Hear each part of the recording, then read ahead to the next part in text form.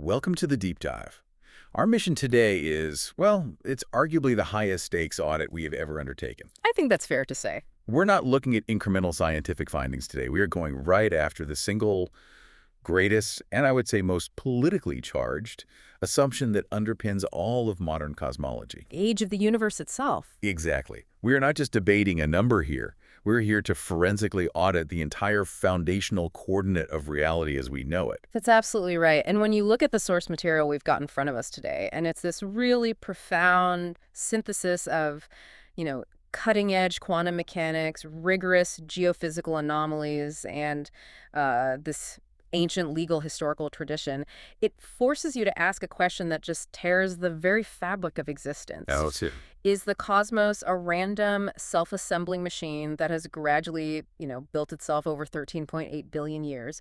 Or is it a purposeful, functionally mature message that was delivered exactly 786 years ago? So the choice isn't about the facts we see today. It's about the starting point. It's about the starting axiom, the original coordinate origin. Everything flows from that choice. And we took on a staggering stack of sources for this. I mean, this isn't just theology, not by a long shot. This is a deep dive into cosmological critiques, some dense information theory, the physics of scalar fields, and Jewish legal codes. Spanning from the Seder Olam Rabbah all the way to modern, high-precision archaeological findings. And the central argument, the thread running through all of it, is that the standard 13.8 billion year timeline isn't an empirical discovery. They dramatically call it a mathematical hallucination. A hallucination that they argue collapses immediately under any kind of real forensic scrutiny. And I think it's crucial to frame this correctly for you, the listener, right from the start. Absolutely. The sources are very clear on this. This is not a conflict between faith and science. No, it's a conflict between two competing scientific models. Both are trying to do the same thing. Right. They're both trying to perform a historical reconstruction. One model, the uniformitarian one, just assumes these linear, gradual rates over deep time. And the other? The other, what we're calling the initialization model, it assumes maximal functional maturity right at the origin, which is then followed by decay. We're here to audit the evidence for both, and specifically the critique that the uniformitarian model is really just a theoretical bandage they keep applying to data that just won't fit. Okay, let's unpack this, and I think we have to start with the intellectual problem, the one that's just inherent in any kind of historical reconstruction. So the foundational intellectual hurdle when you're trying to reconstruct the past is something called the inverse problem, or underdetermination. Okay. And to really get this, you have to see the difference between, say, calculation and inference. Calculation is what we'd call forward engineering. Meaning, if you have the inputs, you can calculate the output. Precisely. If I give you a very precise initial condition, let's say the equation x equals 4 divided by 2, the output is singular. It's guaranteed. It's 2. That's calculation. Simple enough. But historical reconstruction is inference. It's working backwards. Exactly. You only have the final output. If I just give you the result, x equals 2, how many different antecedent pathways could have led to that result? Well, 1 plus 1. 4 minus 2. 10 divided by 5. 400 divided by 200. The truth is, the number of antecedent pathways is mathematically infinite. So the universe today, our observable present state, that's the result. That's our x equals 2. And the sources call it the degenerate value. Yes. And the argument is that we simply don't have enough information in the present to deduce a single objective history that must have occurred over 13.8 billion years. This is the principle of equifinality, right? That's it. The current boundary conditions, all the mass, the temperature, the chemical composition of the universe, they can be reached by an infinite number of nonlinear trajectories. But the standard model just insists on one path. It insists on the slow, bottom-up, additive timeline. It has this built-in preference for gradualism. Whereas the initialization model proposes a swift, top-down approach. A cosmos that began in a state of maximal functional information. And since both models can technically satisfy the observables we see today, the choice between them, according to our sources, it isn't a scientific necessity at all. It's a philosophical preference. It's a philosophical preference for gradualism, full stop. And insisting that only that one long, gradual timeline is valid, despite this mathematical equifinality, that's what leads directly to what the source material so aggressively labels forensic arrogance. It does. I think we really need to linger on that analogy because it just cuts right to the heart of the category error they're pointing out. It's a powerful one.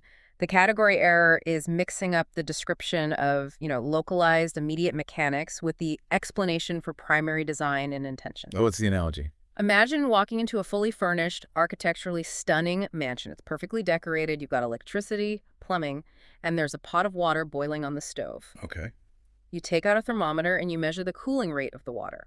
And based on its current temperature differential, you conclude the water's been boiling for, say, 10 minutes. Correct. And your math is locally accurate for the water, but then trying to calculate the age of the house, or the name of the architect, or the intent behind the entire floor plan. Or where the gas line comes from. Right. By measuring the water, it's nonsensical. The math describes the water, it does not describe the building. So the secular scientist in this critique is obsessed with measuring the local decay of the water, while completely denying the existence of the architect or even the possibility that the house was just initialized. Initialized with the fire already lit. That's the key. So that 13.8 billion year figure isn't a measurement of time then. It's a recording of the informational void you create when you start with the assumption that the universe is an autonomous machine. An autonomous machine that built itself, rather than a message that was spoken into existence for a purpose. And that choice, that single choice, forces the materialist to commit to a very specific kind of miracle at the origin. It has to. If the universe didn't build itself gradually, and you also insist it wasn't designed, then you're forced to accept that all of this functional order just came from nowhere. Which brings us to the singularity.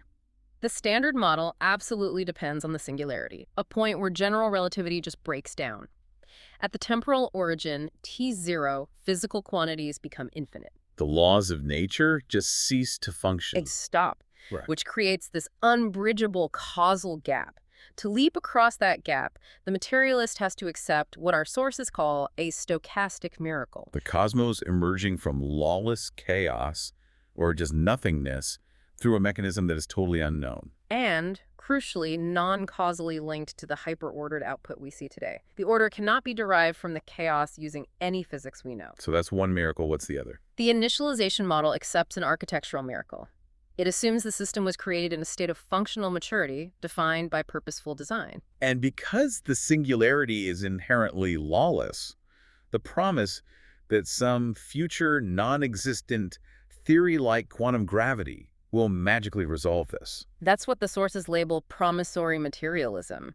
It's betting your entire philosophical house on a theoretical key that may never actually be forged. And this leads them straight into what's called the idolatry of chance. Especially when you start dealing with the universe's incredible fine-tuning. I mean, we are talking about constants tuned to 1 part in 10 to the power of 60. Numbers that are just impossible to even visualize. And if they were even slightly different. No complex chemistry, no stars, no life. It would all be impossible. So, to attribute that razor-sharp precision to a random explosion, a brainless dice roll, that's the core philosophical objection. It's what leads to that famous engineering analogy. The Boeing 747. Right.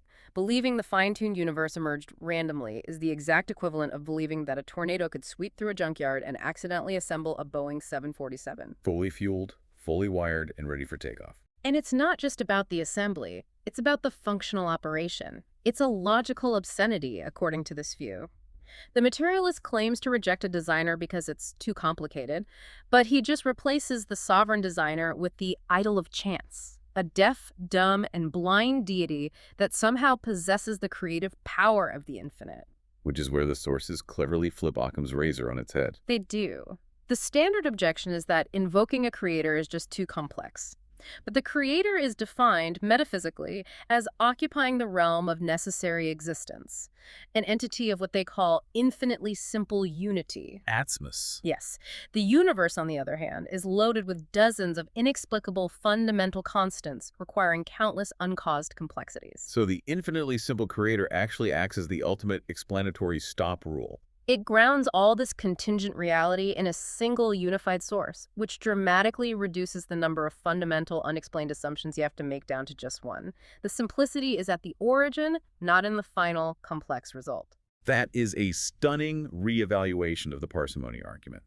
The materialist assumes rate constancy, but then generates this immense stochastic complexity by demanding the 747 from the junkyard. Whereas the initialization model concentrates the complexity at the origin, but that gives you a very simple explanation for the functional order we see today. Speaking of complexity, let's move to where the current math of the long timeline is actually actively failing.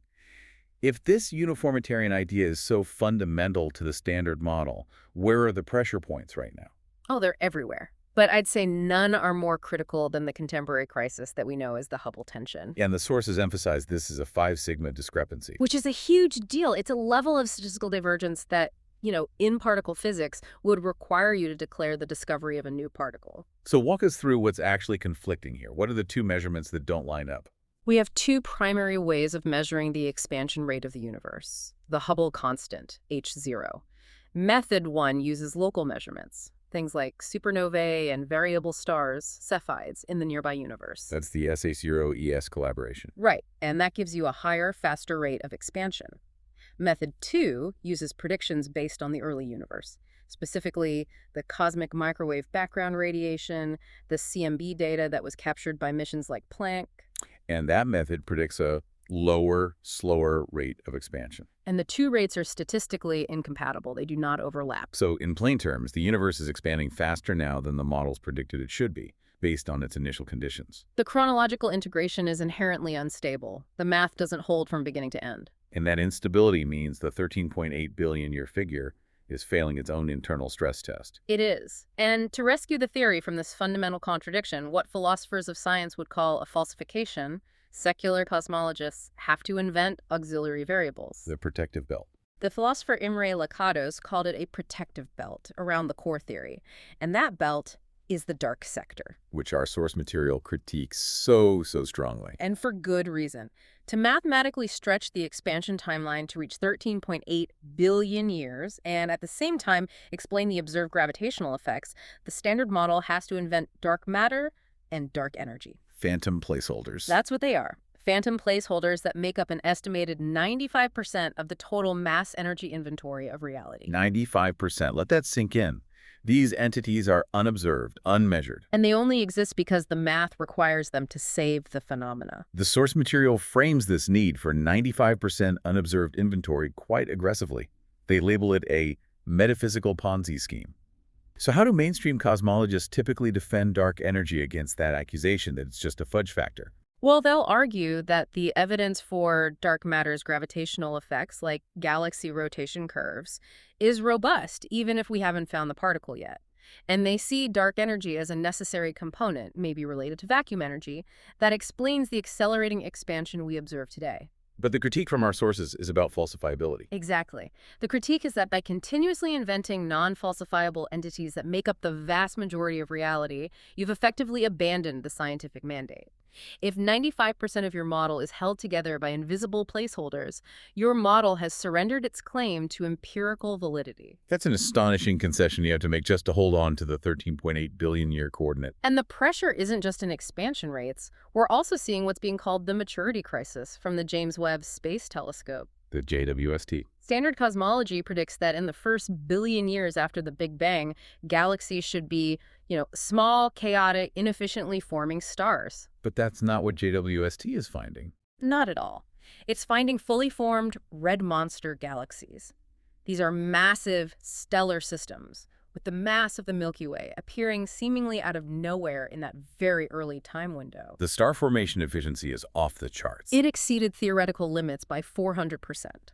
The appearance of these impossible mature structures, it suggests that maximal functional maturity, a fully built operational star system, was an initialized boundary condition, not a temporal achievement. It's the cosmological version of the atom analogy.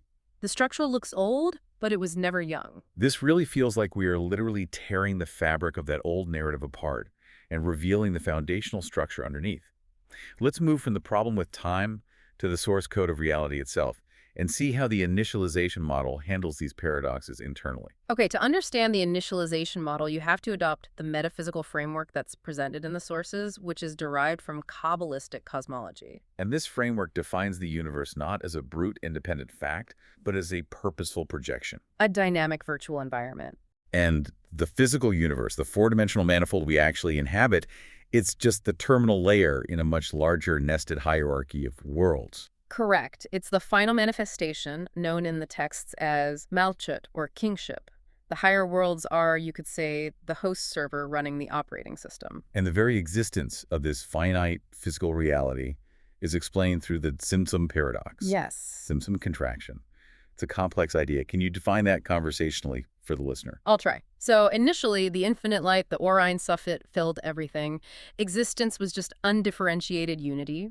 So to create a space where finite, defined existence, things like mass and time and gravity could even begin, the creator performed a systematic, intentional concealment. The contraction. A contraction. He withdrew the infinite light to create a conceptual void, the shalal.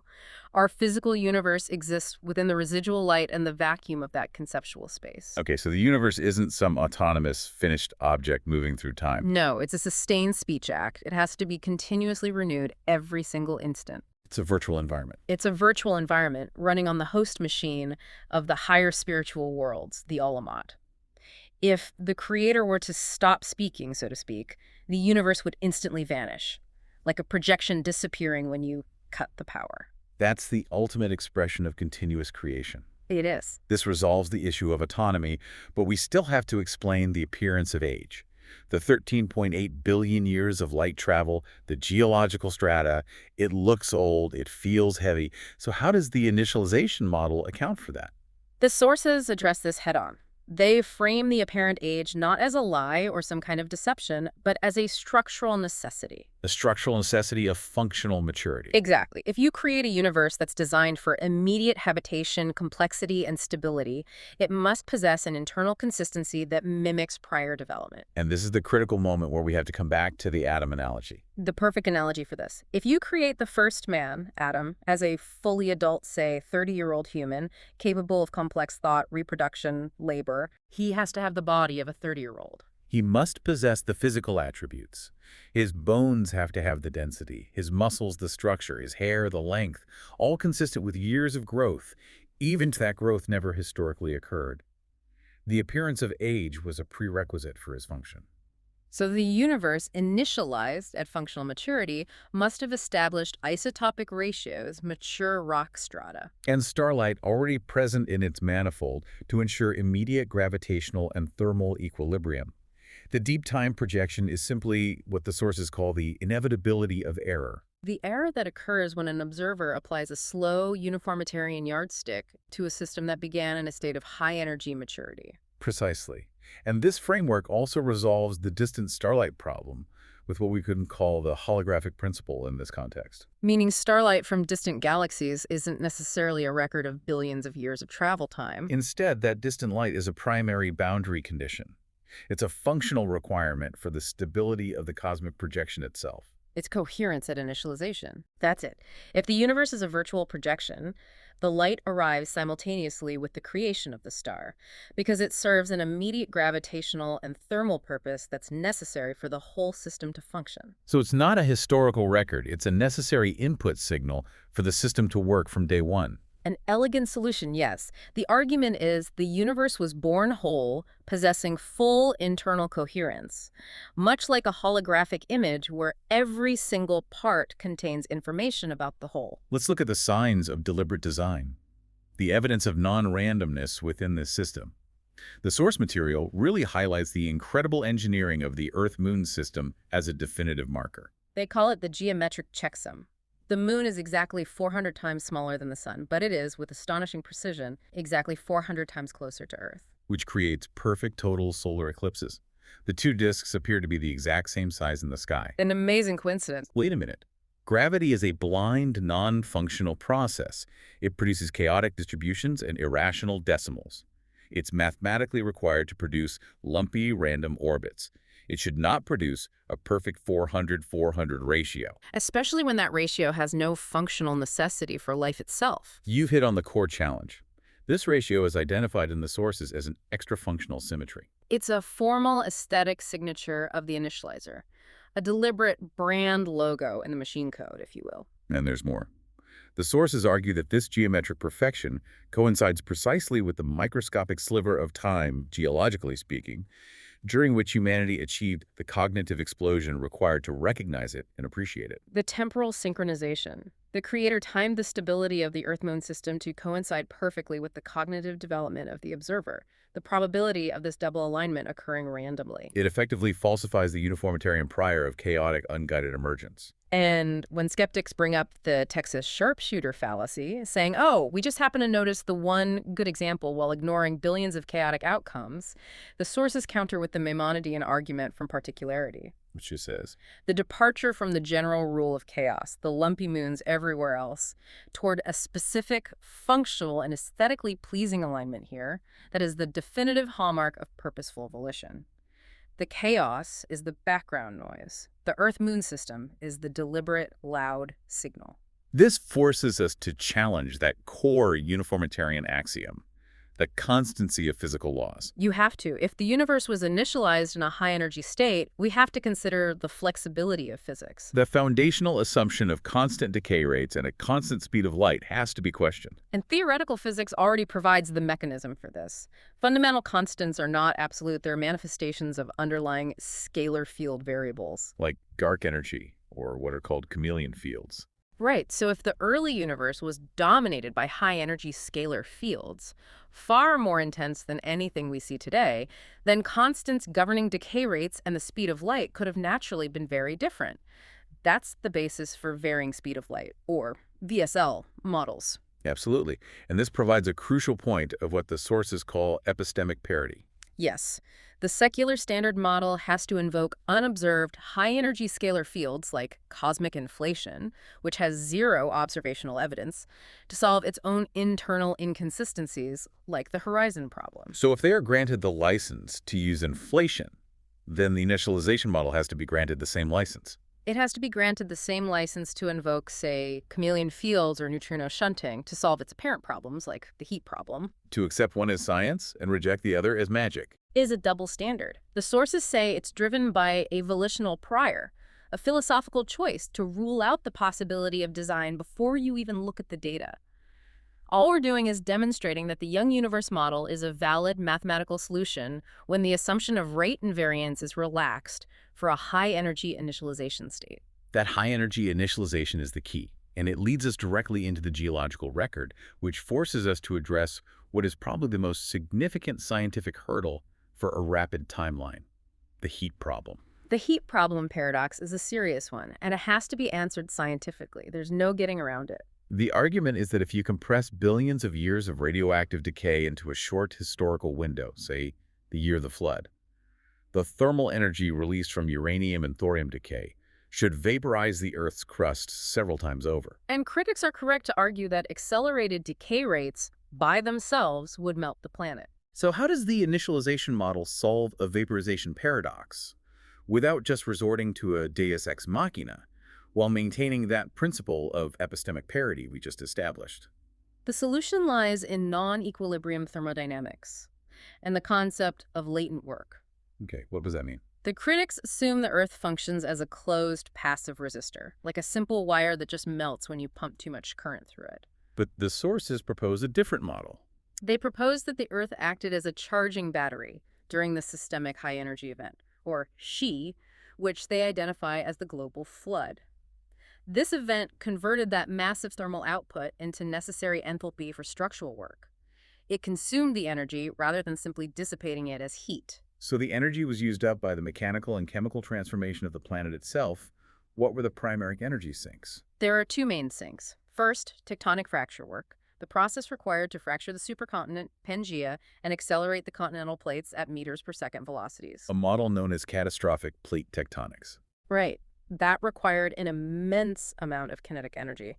Sources estimate this consumed approximately 10 to the 25th joules. Absorbing almost 10% of the revised thermal load into just mechanical energy, the planet literally used the heat to rapidly reshape its own structure. Exactly. The second mechanism is metamorphic phase transitions. The flood involved the rapid deposition of billions of tons of wet sedimentary mud, which, under immense pressure and heat, was transformed into hard metamorphic rock. And this is where the chemistry comes in. Crucially, geological phase transitions, like the dehydration of serpentine minerals, are endothermic. Meaning they require and absorb heat to break chemical bonds. So the Earth acted as a massive chemical sponge.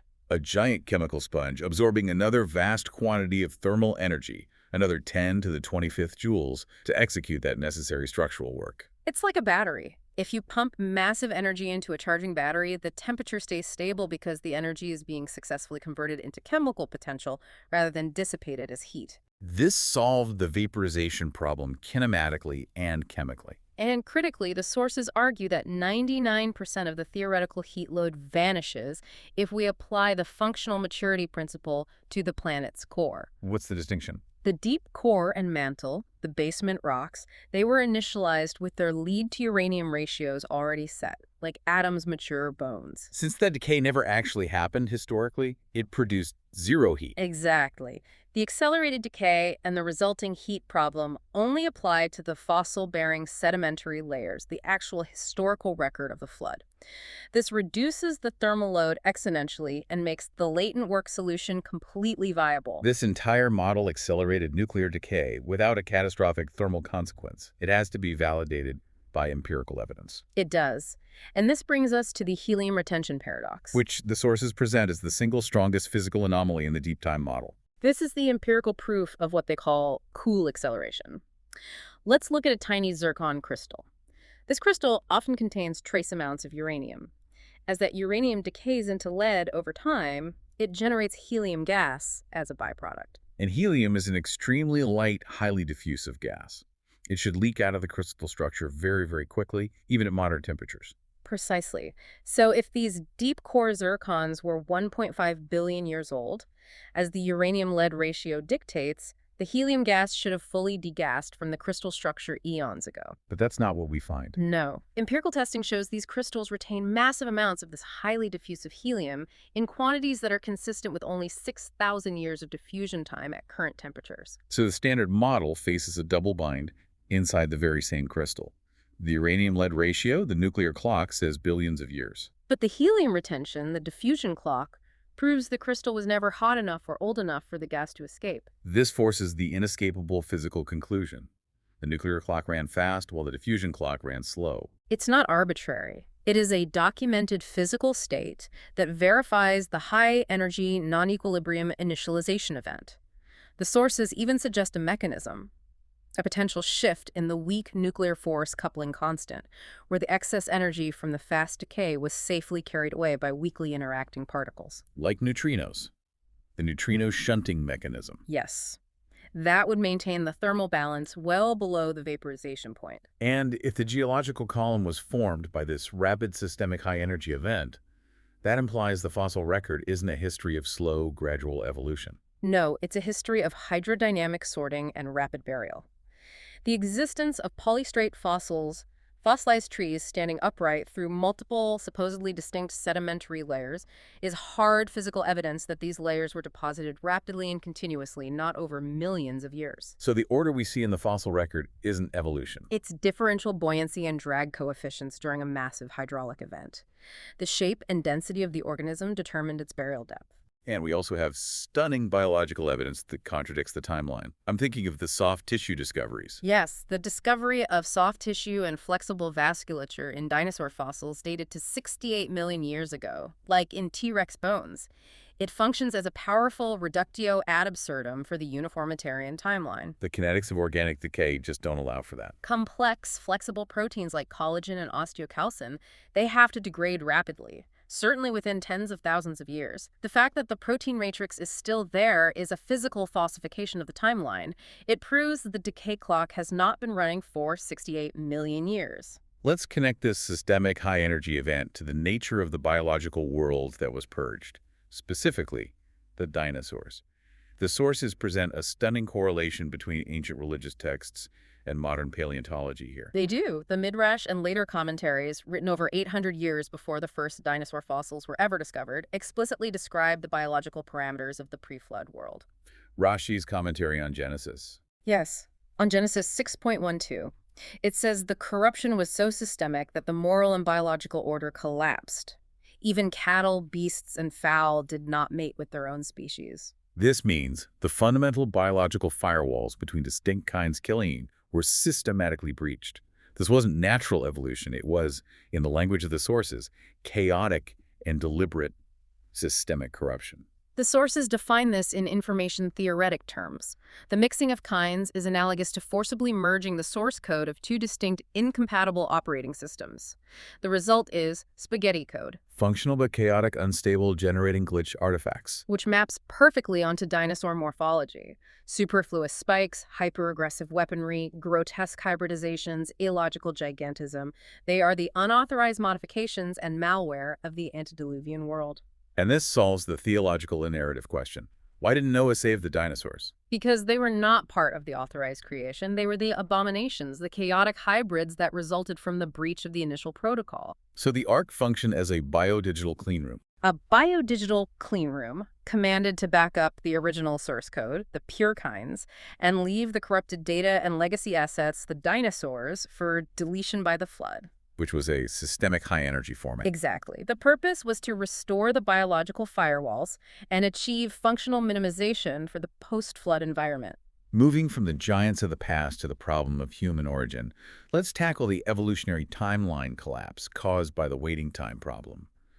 This is a powerful constraint from population genetics. It is, and it rigorously constrains the power of randomness. You have to understand, complexity is not a seamless accumulation. Most functional biological features, like the shift from an ape jaw to a human jaw or the development of blood clotting, are multinucleotide. Meaning they require a specific string of 2 or more genetic letters to be in place at the same time before they confer any survival advantage. And because those intermediate steps are neutral, they give no advantage, natural selection is completely blind to them. The process is therefore left entirely dependent on random genetic drift and mutation. It's a statistical waiting game. And the math just does not work within the accepted hominin window. Not even close. The standard model allots only 6 million years for the entire transition from a common ancestor to modern humans. Yet high-fidelity numerical simulations run by non-creationist geneticists have established that for a human-sized population, the waiting time to fix a coordinated string of just 2 nucleotides is approximately 216 million years. That's 216 million years to fix 2 letters. And the transition from a primate ancestor to a human, the sources note, requires accounting for over 400 million specific genetic differences. It shatters that old 1% difference myth. So it's the claim that a process requiring 216 million years to fix 2 letters successfully authored 400 million letters in only 6 million years. It's labeled a mathematical absurdity by the sources. It's an informational bottleneck that can't be solved even by parallel processing. Right. Parallelism helps the search for any mutation, but not the requirement for specific coordinated sequences. Once a feature requires just 2 specific simultaneous changes, the probabilistic resources of that short timeline are completely exhausted. This really exposes the core logical contradiction. The atheist asserts evolution is not random because of selection. But also not guided because of atheism. It leaves the creative mechanism in a total logical vacuum. They attribute a godlike agency to a passive filter, natural selection, which is just a sieve that kills the unfit. It has zero creative power to author the necessary coordinated complexity in the first place. So we've established that the standard chronological model is, according to this analysis, mathematically incoherent and plagued by paradoxes in physics, geology, and biology. Now we have to transition from auditing the failing math to securing the positive eyewitness case, the 57,786-year coordinate. We have to shift the entire evidentiary framework here. We're moving completely from the laboratory, which has failed to establish a unique history because of equifinality, to the courtroom. Where the signal of the witness overrides the speculation of reconstruction. Precisely. The date 5786 AM is not some vague religious folklore. It is a forensic legal constant. Okay, for the listener who might be new to this material, how do we bridge that gap? Why should the iron rock of testimony overrule the evidence from the mute variable, the physical rock? Because the rock has no inherent semantic content until a human imposes a model upon it.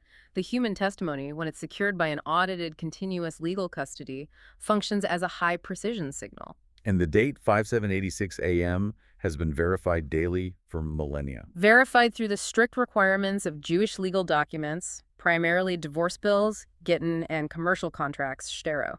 And why is that so crucial? Because Maimonides, the great legal authority, explicitly ruled that any legal document, particularly a get a divorce bill that bears an incorrect date, is legally void. It's meaningless. So the date has been secured not by theological preference, but by the relentless rigor of civil law.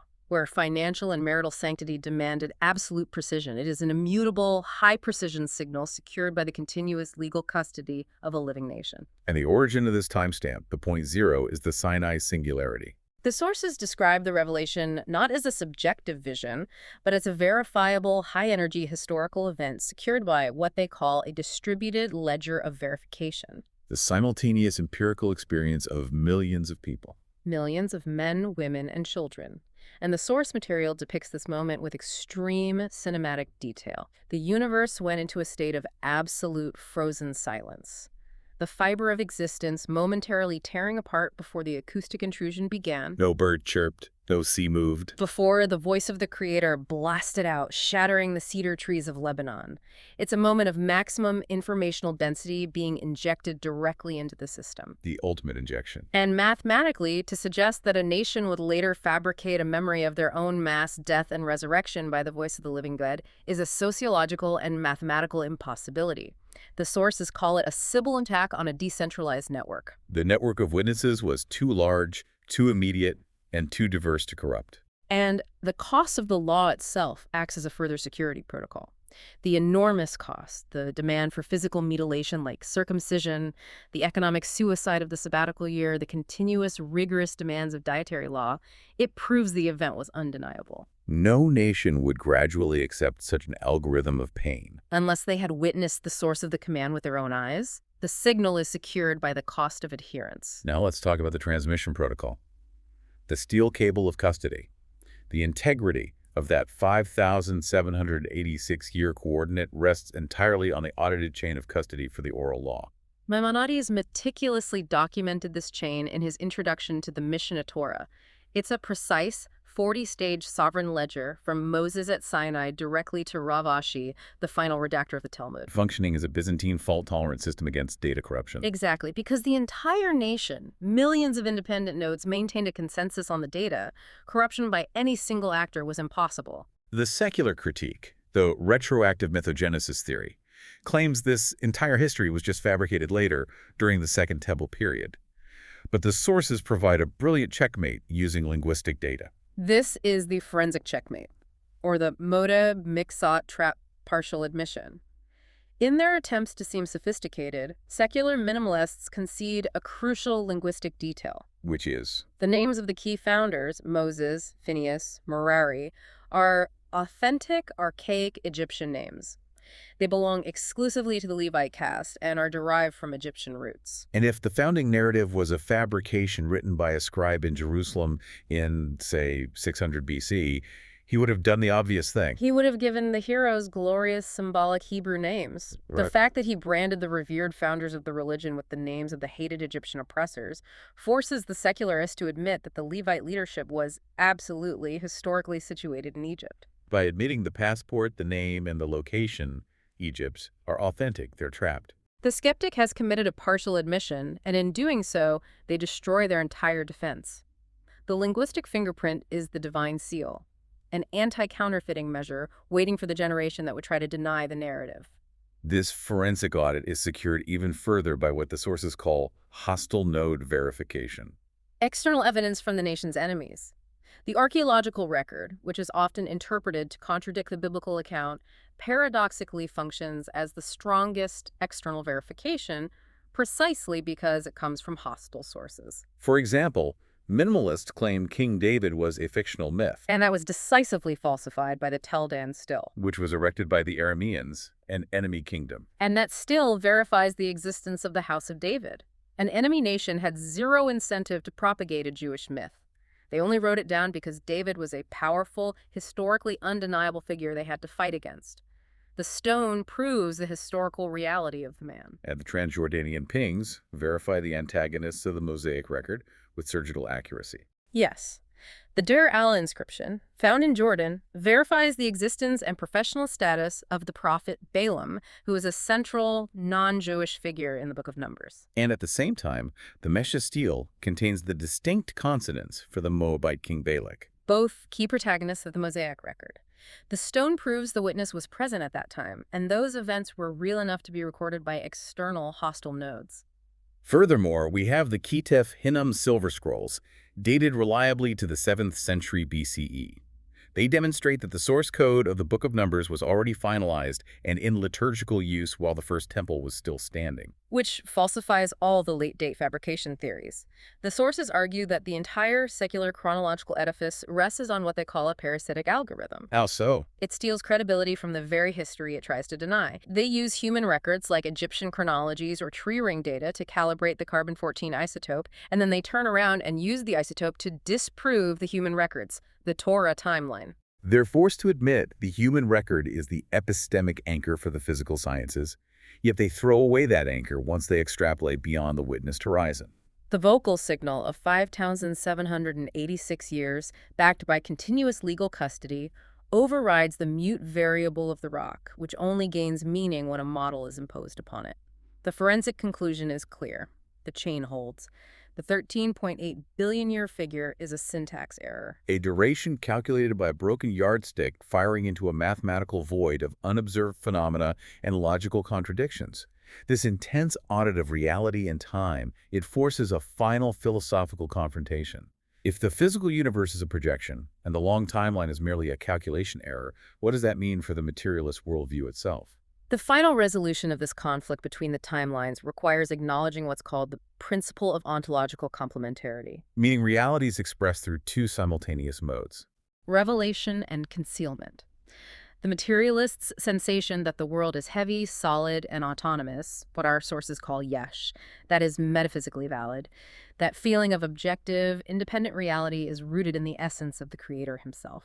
So the feeling of ontological depth, that the world is real and independent of us, that's true.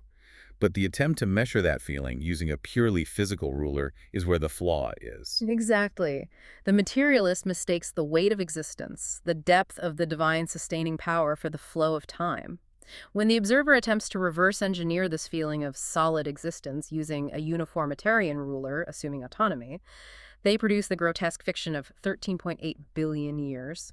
A calculation of darkness. It's not a secondary truth. It's a total systemic failure of the observer's logic. The sources call it the hallucination of autonomy. And this failure leads to a profound crisis in the materialist worldview, known as the epistemic suicide of materialism. This is a crushing paradox that you, the listener, really have to grapple with. If the human mind is merely mutating wetware, just neurochemical reflexes selected only for reproductive survival, not for objective truth or reason, then the conclusion, there is no GD. Has no more objective validity than a stomachache or a sneeze or the random noise generated by a dying star. The materialist has to rely on the divine spark, the imago Dei, the non-physical, objective, logical faculty, to construct the very argument that denies the divine source of that logic. He is sawing off the rational branch he's sitting on. By denying the logos, the atheist reduces his own science, his equations, his observations, his conclusions, to the meaningless subjective static of a dying animal. The atheist is caught in a volitional prior, a choice to privilege the irrationality of a self-creating universe, simply to avoid the sovereign implications of the witnessed truth. Let's bring this all back to the simplest terms for the listener, using that powerful analogy of the copyright metric. I think it summarizes the entire audit we've just performed.